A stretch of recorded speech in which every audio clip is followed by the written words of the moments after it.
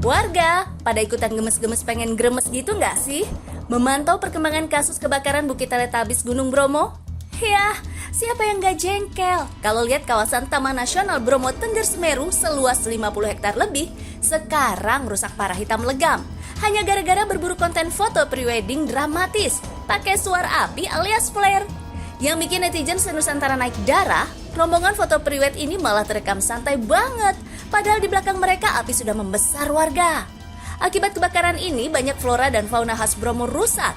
Mulai dari bunga edelweiss, anggrek tosari, dan rumput malelo sampai kawanan lutung Jawa dan elang Jawa yang ikutan musnah. Buntutnya, 1 dari 6 pelaku foto prewed ilegal tanpa izin ini sekarang udah jadi tersangka.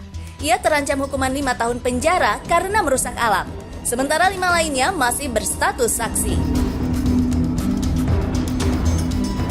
Ada juga nih tingkah netizen yang di luar nurul bikin kita nggak habis fikri.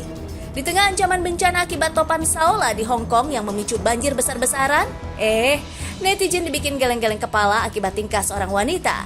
Ia malah terekam sedang asik berpose dengan santai bersama seorang pria yang bertugas memotret dan merekamnya pakai handphone di tengah hujan yang sedang turun. Astaga mbak, kalau nggak takut hanyut banjir ya minimal ngeri masuk angin loh. Semua itu dilakukan cuma demi konten.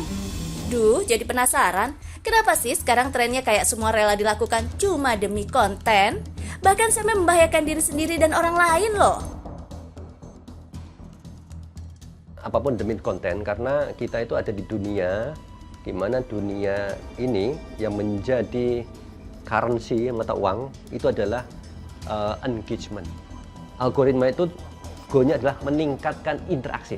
Ya, orang berlomba-lomba untuk muncul, mendapatkan view, like, subscribe, komen yang banyak. Mereka belajar akhirnya konten apa yang menarik, konten yang lucu, ya, konten yang aneh sekali, konten yang kontroversial. Kalau punya kualitas suara bagus, dia nyanyi, kualitasnya bagus. Tapi kalau nggak punya, pokoknya aneh-aneh. Memang segera yang aneh-aneh itu jadi menimbulkan kontroversi. Akhirnya dicarilah kontroversi, karena hal yang kontroversial itu meningkatkan engagement yang sangat tinggi. Itu yang diketahui. Nah, ngonten sih boleh-boleh aja. Apalagi kalau bisa menghasilkan cuan dari hasil hitungan monetize unggahan konten kita. Tapi, tetap aja dong konten kreatornya wajib hukumnya bersikap bijak dan bertanggung jawab.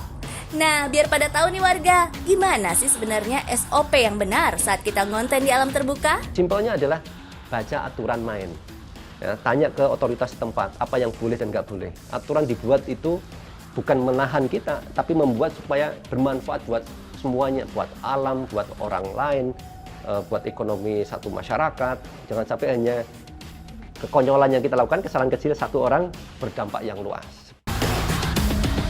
Nah, kalau gini kan kita jadi tahu ya warga, biar kita bisa jadi netizen yang cerdas dan tidak merugikan orang lain. Makanya, warga harus tahu.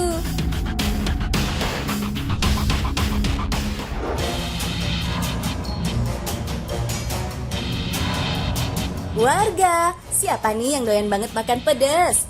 Hati-hati ya, jangan kebablasan pedasnya. Apalagi kalau nekat membakar lidah cuma demi konten. Bahaya loh warga. Bahkan seorang remaja 14 tahun di Amerika Serikat tewas gara-gara memenuhi tantangan konten sebuah merek keripik yang level pedasnya mencapai 1,6 juta Scoville Hertz Units. Dun nggak tuh? Emang ya, makan pedas tuh nikmat banget, bikin selera makan jadi naik. Tapi kalau pedasnya kebangetan, ya bahaya juga warga. Lidah, mulut, bahkan sampai lambung bisa keos semua. Apalagi kalau pedasnya Carolina Reaper yang bisa memicu kerusakan organ dengan sangat cepat. Banyak loh para peserta uji nyali makan cabai terpedas jagat ini malah berakhir di IGD. Bahkan banyak yang kerongkongannya jadi rusak dan cacat. Makanya, kita harus segera berhenti makan pedas kalau tubuh kita udah kasih sinyal bahaya nih warga.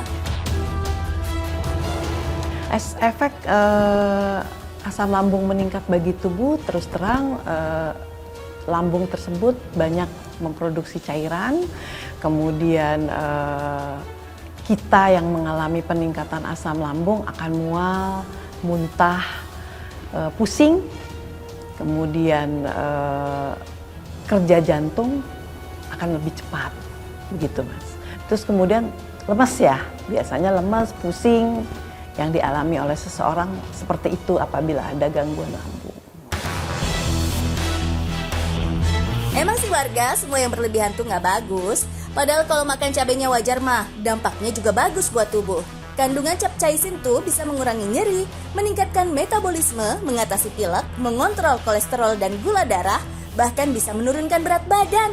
Tapi, makannya ya kudu wajar warga, nggak gila-gilaan pedesnya. Makanya penting banget nih, warga harus tahu.